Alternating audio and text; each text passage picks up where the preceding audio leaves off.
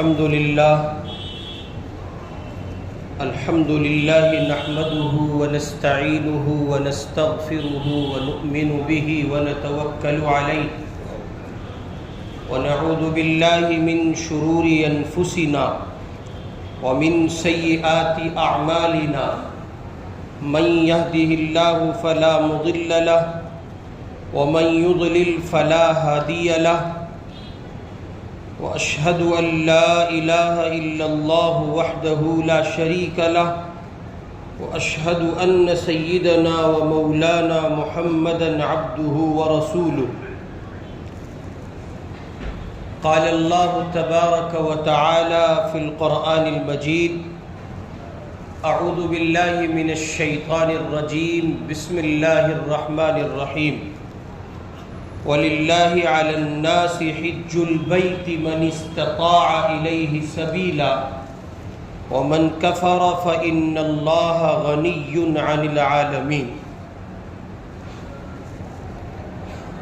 بزرگان محترم، ہم اور آپ مذہبی اعتبار سے مسلمان ہیں۔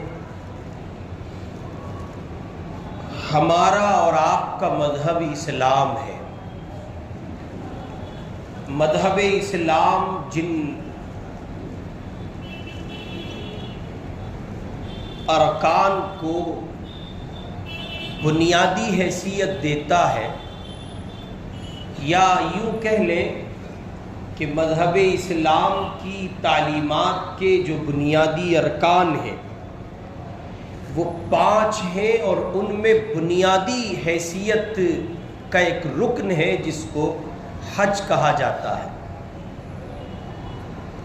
یہ موسم حج ہے، زائرین حرم، بیت اللہ کے مسافر، اللہ کے گھر کے سفر کا ارادہ رکھنے والے لوگ اس وقت بڑی تعداد میں اپنے اپنے خطوں، اپنے اپنے ملکوں، اپنے اپنے علاقوں سے سفر کر کے اللہ کے حضور، اللہ کے گھر بیت اللہ شریف کا قصد کیے ہوئے حرم کے مسافر کی حیثیت سے پروانہ وار بیت اللہ کی زمین پر قدم رکھ رہے ہیں۔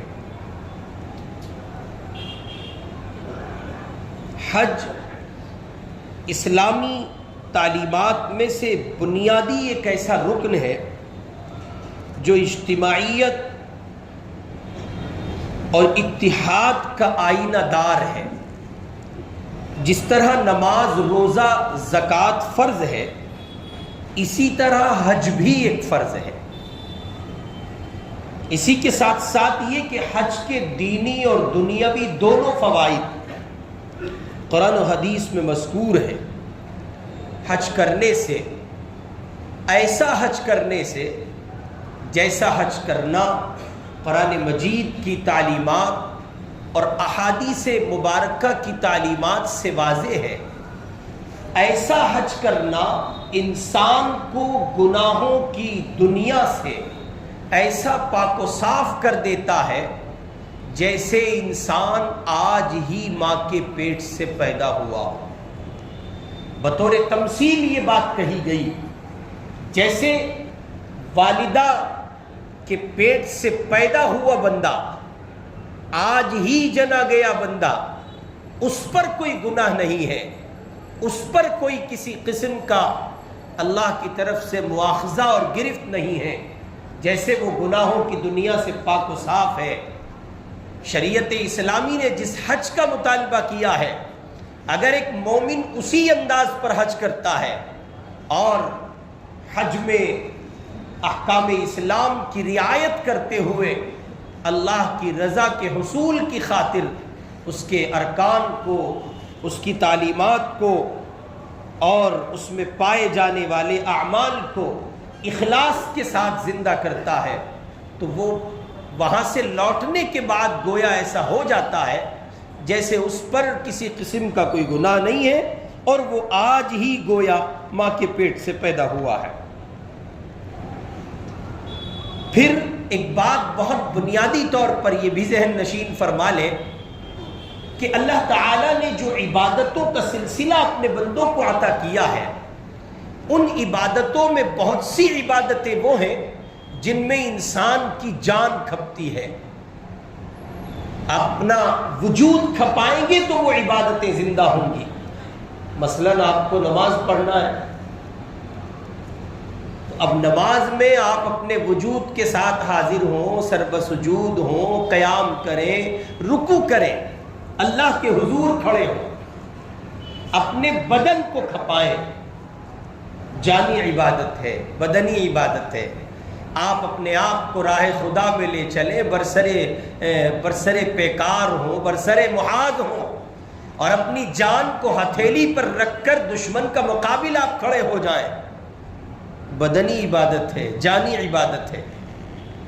اور بہت سے پہلو ہو سکتے ہیں، جیسے بہت سی عبادتوں کو جان کے ذریعے زندہ کیا جاتا ہے، ٹھیک اسی طرح بہت سی عبادتوں کو مال کے ذریعے زندہ کیا جاتا ہے۔ تو گویا عبادتوں کے دو بنیادی عنوان ہیں، کچھ عبادات وہ ہیں جن میں جان لگتی ہے، کچھ عبادات وہ ہیں جن میں مال لگتا ہے، لیکن یہ ایک ایسی عبادت ہے جو اپنے اندر جان اور مال دونوں کا مظہر رکھتی ہے۔ آپ بیت اللہ جائیں، حج کا مبارک سفر کریں، تو لازم ہے یہ بات کہ آپ کو اپنا مال بھی لگانا پڑے گا اور جان بھی لگانی پڑے گی۔ اس عبادت میں دونوں شان پائی جاتی ہیں۔ یہ عبادت اس زاویے سے اپنی ایک انفرادی حیثیت رکھتی ہے اور انفرادی شان رکھتی ہے۔ اس کے علاوہ یہ حج سراپا ایک عاشقانہ عبادت ہے۔ حج کا جو بنیادی فلسفہ ہے وہ یہ ہے کہ ایک بندہ اپنے اپنے خطے سے اس لیے سفر کر کے اس پاک گھر میں پہنچتا ہے، اس پاک سرزمین پر پہنچتا ہے کہ وہ یہ جان رہا ہوتا ہے اس کے مالک نے، اس کے پروردگار نے، اس کے رب نے جو اس کو زندگی دی تھی، وہ زندگی دراصل اسی رب کی اطاعت و فرما برداری پر لگانی تھی، لیکن اس اللہ کے بندے نے نافرمانیاں کی ہیں، بغاوتیں کی ہیں، اور یہ اپنی زندگی کو ویسا پروردگار کی رضا پر نہیں لگا سکا جیسا پروردگار کی جانب سے مطالبہ کیا گیا تھا، اللہ کی جانب سے جیسا حکم تھا، پروردگار اس کی زندگی کو جیسا اس سے چاہتے تھے ویسا اس نے نہیں گزارا۔ اب زندگی کا ایک بڑا دورانیہ گزر چکا ہے، سو یہ چلا ہے سوئے حرم، یہ چلا ہے بیت اللہ، وہاں جائے گا، کعبۃ اللہ کے صحن میں کھڑے رہ کر، عرفات اور مینا و مزدلفہ میں جا کر قدم قدم پروردگار دعاؤں کو قبول کرتا ہے۔ وہاں قبولیت کی جگہ ہے، قبولیت کے مقامات ہیں۔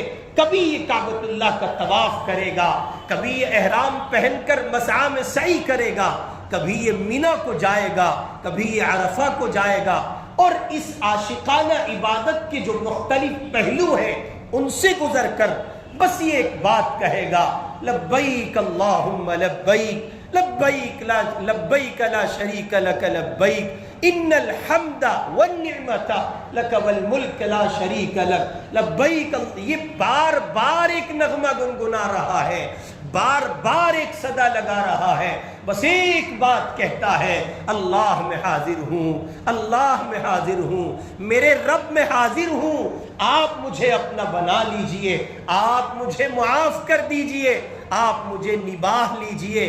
گویا اس کے دل کی دنیا کی پکار ہے، کلمہ ایک ہے، خیالات ہیں جو اس کو پورے طور پر گھیرے ہوئے ہیں۔ کیا بنے گا، کیسے ہوگا، میں اپنے رب کو کیا منہ دکھاؤں گا، اس کے حضور کیسے کھڑا رہوں گا، قیامت میں سامنا ہوگا تو کیا جواب دوں گا، کون سی نعمت تھی جو پروردگار نے مجھے عطا نہ کی۔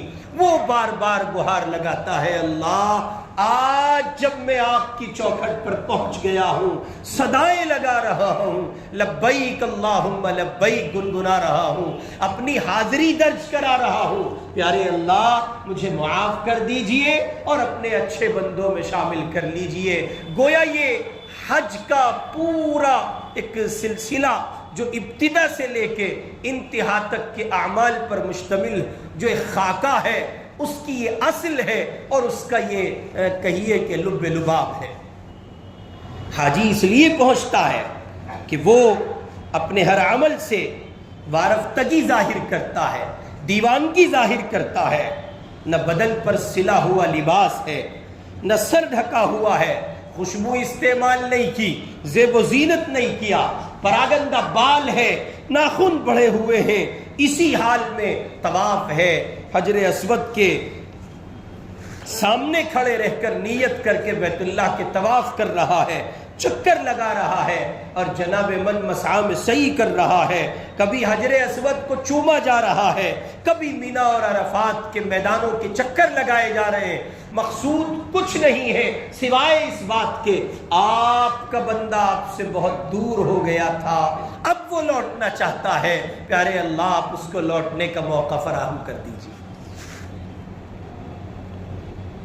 چنانچہ قرآن مجید کی متعدد آیات سے حج کی فرضیت، اہمیت اور فضیلت معلوم ہوتی ہے، اور باوجود استطاعت کے حج نہ کرنے والے کے سلسلے میں قرآن مجید میں وعید نازل ہوئی۔ چنانچہ یہ بات جان لینی چاہیے ہمیں اور آپ کو کہ حج کس پر فرض ہے۔ ہر اس شخص پر حج بیت اللہ تک پہنچنا فرض ہے جو بیت اللہ تک پہنچنے کی قدرت و استطاعت رکھتا ہو، جیسا کہ قرآن مجید نے کہا من استطاع الیہ سبیلا۔ اس قدرت و استطاعت کی تفصیل یہ ہے کہ اس کے پاس ضرورت اصلیہ سے فاضل و زائد اتنا مال ہو جس سے وہ بیت اللہ آنے جانے اور وہاں کے قیام کا خرچ برداشت کر سکے۔ اس کی جو اپنی ضرورت ہے، اس کی جو اپنی بنیادی چیزیں ہیں، ان کی موجودگی کے بعد اب اس کے پاس اتنا مال بچتا ہے کہ وہ بیت اللہ کا سفر کر سکتا ہے، ضروریات خرچ کا بھی انتظام اس کے پاس موجود ہے، اور مکمل اثاثہ ہے، جا کے آ سکتا ہے، اور وہاں قیام کے زمانے میں جو صرفہ مطلوب ہوگا وہ بھی اس کے پاس موجود ہے، اپنی واپسی تک اس کے اہل و عیال کا انتظام بھی اس کے پاس موجود ہے، جن کا نان و نفقہ اس کے ذمہ واجب ہے، اور پھر یہ کہ وہ ہاتھ پاؤں سے معذور نہیں ہے، راستہ بھی مامون ہے، پرخطر نہیں ہے، عورت ہے تو اس کے ساتھ محرم بھی ہے، اور اسی کے ساتھ ساتھ یہ کہ اب وہ بیت اللہ کا سفر کرے۔ آج کل تو جیسے موبائل اپنے ورژن میں اپڈیٹ ہوتا ہے تو حکومت نے حاجیوں اور حجنوں کو بھی اپڈیٹ کر دیا ہے۔ بے وقوف، احمق، عقل کی اندھی، دماغ سے پاگل مینٹل قسم کی عورتیں تنہا حج کرنے جا رہی ہیں۔ جس مذہب اسلام نے اتنی اجازت کسی عورت کو نہیں دی کہ اس کا ناخن کوئی غیر محرم دیکھے، وہ یہاں سے لے کے وہاں تک ہزاروں میل سفر طے کرے گی، بے وقوف حجن۔ کون؟ اور ایسا نہیں، جب سے حکومت ہند نے اجازت دی ہے ان حجنوں کی تعداد بڑھنے پر ہے، پچھلے سال بھی گئی تھی، اس سال جب ڈیٹا سامنے آئے گا آپ دیکھ لیجئے گا، جب کبھی آپ کو کوئی ایسی کہیں مل جائے تو اس کے سامنے یہ لفظ ضرور چسپاں کیجئے گا، بے وقوف حجن۔ اس سے بڑا پاگل کون ہو سکتا ہے؟ محرم ساتھ نہیں ہے، چلی ہے خدا کو راضی کرنے ناراضگی کا قدم اٹھا کر، خدا راضی ہوگا۔ بنیاد ہے شریعت کے بنیادی احکاموں میں سے حج کے لیے جو وسائل، جو ضابطے، جو اصول شریعت مطہرہ نے مرتب کیے ہیں، ان میں ایک عورت کے لیے لازم ہے تنہا سفر نہیں کر سکتی۔ ہو گئی اپڈیٹ جتنی ہو گئی عورتیں، اتنی اپڈیٹ نہیں ہوئی ہیں کہ وہ مردوں سے آگے بڑھ جائیں گی۔ الرجال قوامون علی النساء بما فضل اللہ، پروردگار نے عورت کو ایک حیثیت دی ہے، اس حیثیت سے باہر اگر عورت نکلتی ہے تو اس کا مطلب یہ ہے کہ وہ اپنے وقار کو، اپنی شخصیت کو اور اپنے کردار کو مجروح کرتی ہے۔ کسی صورت حج قبول نہیں، اس لیے کہ بنیادی حکم ٹھکرا رہی ہے۔ محرم کوئی نہیں ہے، تنہا جا رہی ہے ہزاروں نامحرموں کے ساتھ، درمیان میں ایک عورت۔ پروردگار نے اگر اس کو اتنا ہی فہم عطا کیا ہوتا تو عورت کی پروٹیکشن کے لیے جو ہزاروں رشتے کھڑے کیے ہیں ان سب کی کیا ضرورت تھی؟ لیکن یہ چیزیں درائی ہیں، زمانے کی دجالیات نے ایسا سایہ کیا ہے انسانوں کی عقل پر، ان کے فہم پر، ان کے دماغ پر، ان کے شعور پر کہ مر گیا ان کا شعور۔ اور کچھ اپڈیٹ ورژن کے لوگ کھڑے ہوئے اور انہوں نے کہا کہ صاحب عورت کو ضرورت نہیں ہے کسی کی، وہ تنہا جائے گی۔ اس لیے اس کو یاد رکھیں، اگر عورت حج کرنا چاہتی ہے تو اس کے ساتھ اس کے محرم کا ہونا ضروری ہے۔ اب وہ حج چاہے جس کے خرچ سے کرے، اپنے خرچے سے حج کرے یا اپنے محرم کے خرچے سے حج کرے، شوہر خرچہ اٹھائے یا وہ خود جائے، اس کا جو محرم ہے وہ اس کا خرچ برداشت کرے یا وہ اپنا خرچ خود برداشت کرے، مگر یہ کہ اس کے ساتھ محرم ہونا چاہیے۔ قرآن مجید نے کہا ہے وَلِلَّهِ عَلَى النَّاسِ حِجُّ الْبَيْتِ مَنِ اسْتَطَاعَ إِلَيْهِ سَبِيلًا، جو لوگ اس گھر تک جانے کی استطاعت رکھتے ہوں ان پر اس کا حج فرض ہے۔ وَمَنْ كَفَرَ فَإِنَّ اللَّهَ غَنِيٌّ عَنِ الْعَالَمِينَ، اور جو انکار کرے تو یقیناً اللہ تعالیٰ پوری دنیا سے بے نیاز ہے۔ ایسا نہیں ہے کہ لوگ حج کو جائیں گے، کعبۃ اللہ کا طواف کریں گے تو اس سے خدا کی شان بڑھتی ہے، نہیں، ہرگز نہیں۔ یہ بندوں کی ضرورت ہے، بندوں کو اس کی ضرورت ہے، اور بندے اپنی منفعت اور اپنی نجات کے سامان کے لیے اس کو اختیار کریں گے۔ خدا کو بندوں کی ضرورت نہیں ہے کہ بندے آئیں گے، بیت اللہ کا طواف کریں گے، مینا کے میدان کو سجائیں گے، مزدلفہ میں قیام کریں گے، عرفہ میں جمع ہوں گے، اور اس سب کے پیچھے خدا کی قدرت اور اس کی شان میں اضافہ ہوگا، نہیں، ہرگز نہیں۔ اس لیے حج کی فرضیت کے اعلان کے بعد یہ بات قرار دے دی گئی، لازم کیا گیا، جیسے کہا گیا وَمَنْ كَفَرَ فَإِنَّ اللَّهَ غَنِيٌّ عَنِ الْعَالَمِينَ، جو شخص منکر ہو تو اللہ تعالیٰ بے نیاز ہے تمام جہان والوں سے۔ اس میں وہ شخص تو داخل ہے ہی جو صراحتاً حج فرض کا منکر ہو، حج کو فرض نہ سمجھے، اس کو دائرہ اسلام سے خارج اور کافر کہنا یقینی بات ہے۔ آپ دیکھ رہے ہیں بہت سی چیزوں کے انکاری اٹھ چکے ہیں۔ نماز کے منکر معاشرے میں پائے جاتے ہیں، وہ کہتے ہیں نماز بس حضور کے زمانے تک تھی۔ نماز کے منکر معاشرے میں پائے جاتے ہیں، وہ کہتے ہیں صلاۃ کا جو لفظ قرآن مجید میں یا احادیث مبارکہ میں استعمال ہوا اس کے معنی دعا کے، اور انہوں نے اپنا ایک نیا طبقہ، نیا فرقہ، نیا مسلک بنا لیا کہ بس کچھ دیر کے لیے دعا میں مصروف ہو کر خدا کو یاد کر لو، یہ نماز پڑھنے کی 5 وقت اور اس کے اہتمام کی ضرورت نہیں ہے۔ ویسے ہی حج کے منکر دنیا میں موجود ہیں، وہ کہتے ہیں اتنا صرفہ کرو، اتنا پیسہ لگاؤ، اتنا خرچ کرو، اور بعضے تو آگے بڑھ کے کہتے ہیں ہے جی یہ سعودی حکومت اتنا موٹا انتظام کرتی ہے اور ساری دنیا سے لوگ جاتے ہیں پیسہ لگا کر، اس پیسے سے ہم اپنے کالج نہیں بنا سکتے، اس پیسے سے مسلمان یونیورسٹی نہیں بنا سکتے۔ مسلمانوں کو یونیورسٹی اور پیسہ کالج اور اسکول بنانے کے لیے یہی پیسہ مطلوب ہے۔ گٹکے چھوڑو، کھینی چھوڑو، پان کے پچکارے چھوڑو، حقے چھوڑو، سگریٹیں چھوڑو، بیئر چھوڑو، شراب چھوڑو، جہان بھر کا پیسہ حرام و منکرات پر لگاتے ہو، اس کو چھوڑو، اس سے بناؤ کالج، اس سے بناؤ یونیورسٹیاں، اس سے بناؤ اپنے عصری ادارے۔ حضرت جی مولانا انعام الحسن صاحب رحمۃ اللہ علیہ سے کسی نے کہا بلند شہر میں ایک مرتبہ موقع پر اجتماع میں، اے جی حضرت یہ اتنے بڑے بڑے اجتماع کرتے ہو آپ لوگ، آپ اس پیسے سے کالج نہیں بنا سکتے؟ کتنا فائدہ ہوگا قوم کا۔ حضرت نے فرمایا تمہیں یہ پان والے، گٹکے والے، سگریٹ والے، بیڑی والے، حقے والے، چٹکی والے، سیوٹی والے، کھینی والے، راج دربار والے، دل باغ والے، یہ سب نہیں دکھتے؟ جہاں دینی پیمانے پر ہلکا پھلکا کچھ کام ہو رہا ہو اس کی فکر ساری دنیا کو لگ جاتی ہے۔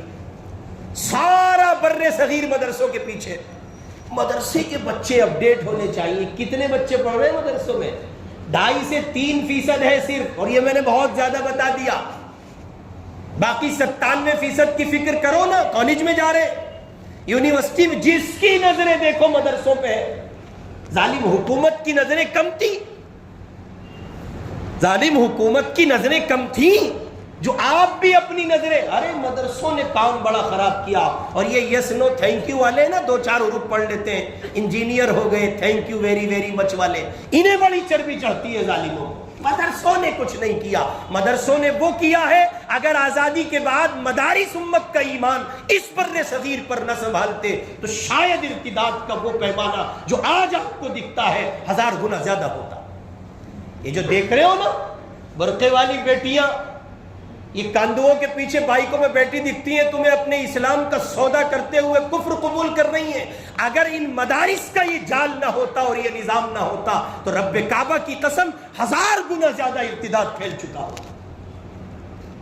یہ مسجدوں میں امام نہ ملتے, بڑے سب لہجات میں قرآن پڑھنے والے, یہ مفتی فتویٰ بتانے والے دارالفتاؤں میں بیٹھے ہوئے علماء نہ ملتے, یہ تبلیغی جماعت سرگرم عمل نہ ہوتی, اس کا پیمانہ اتنا نہ بڑھتا اگر یہ مدارس کا نظام نہ ہوتا.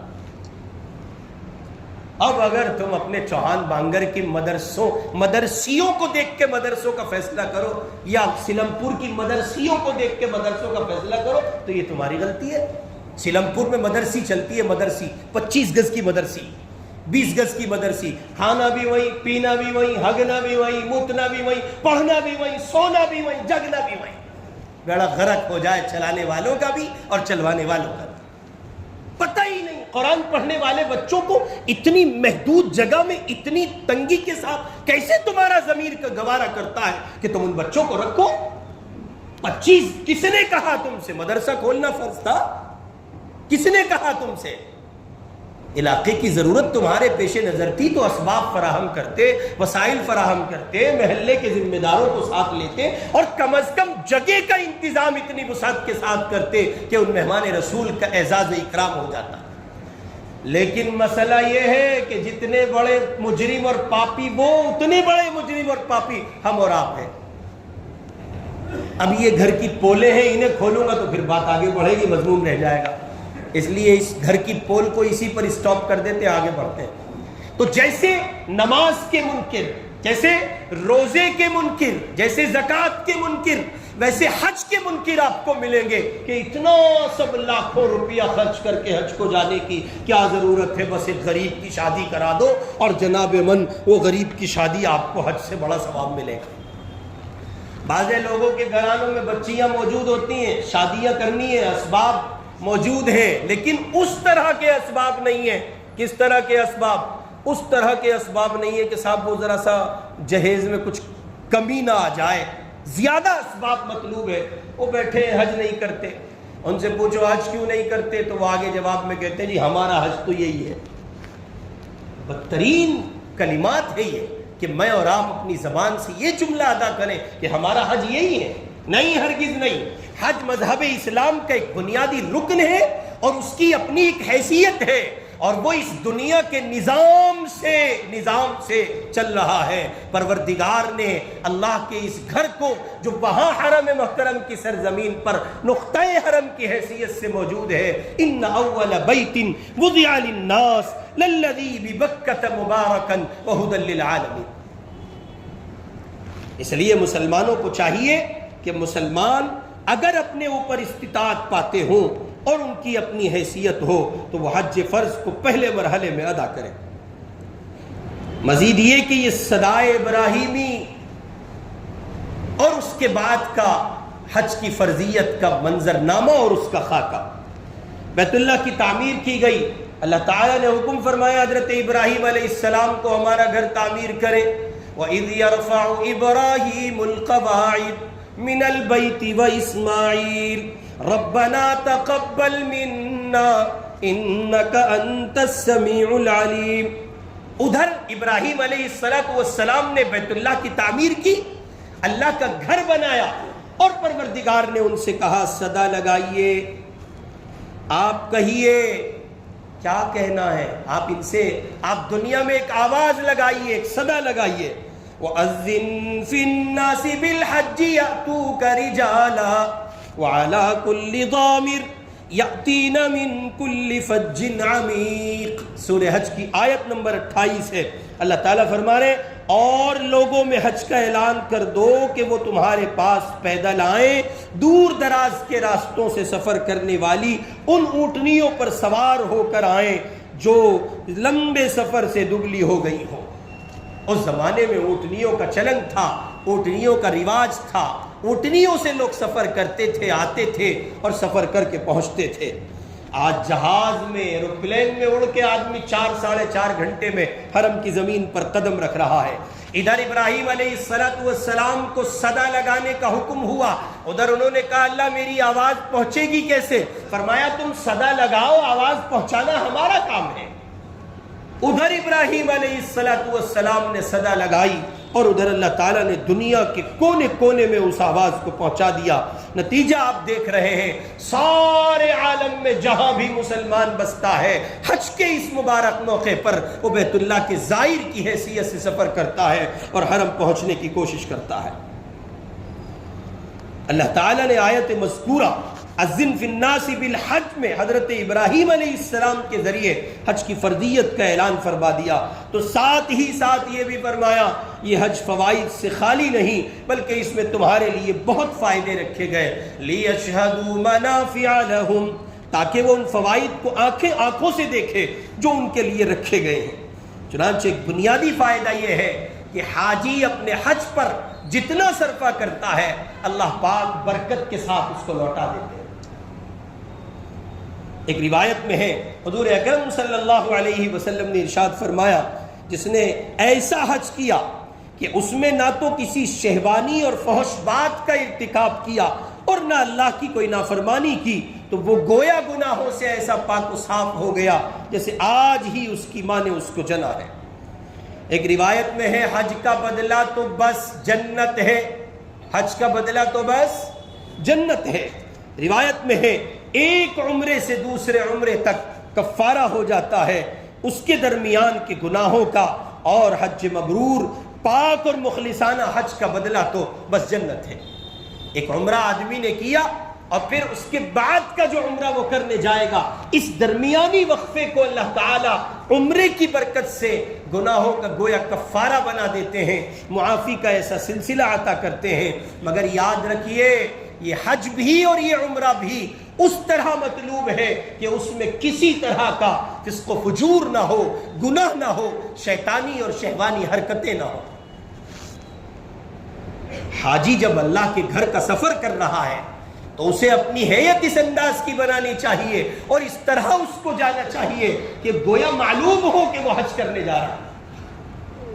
آج کل کے حاجی کیا تبصرہ کریں، جو جا رہے ہیں ان کو چاہیے کہ سلیقے کے ساتھ جائیں اور بس ایک جملہ ذہن میں بٹھا لے، غالباً مالک ابن دینار رحمۃ اللہ علیہ کا ہے، ان سے کسی نے پوچھا، وہ اس انداز پر حج کو جا رہے تھے کہ حالت ان کی پراگندہ تھی، پھٹے کپڑے تھے اور پیدل وہ سفر کر رہے۔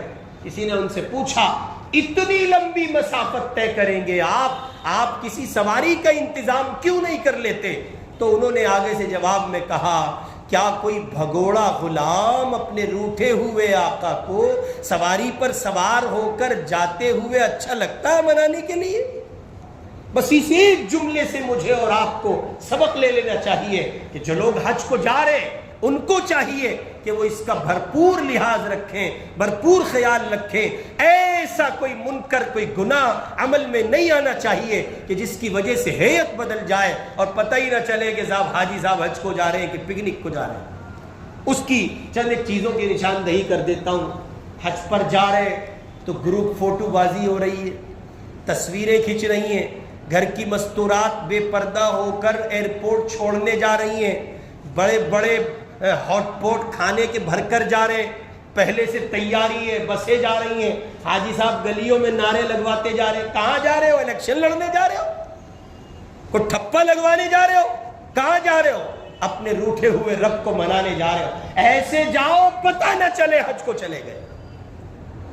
اور اگر جانا ہی ہے، شوری کرنا ہے تو ان کے پیسے لوٹا کے جاؤ جن کے مار رکھے ہیں، ان سے معافیہ مانگ کے جاؤ۔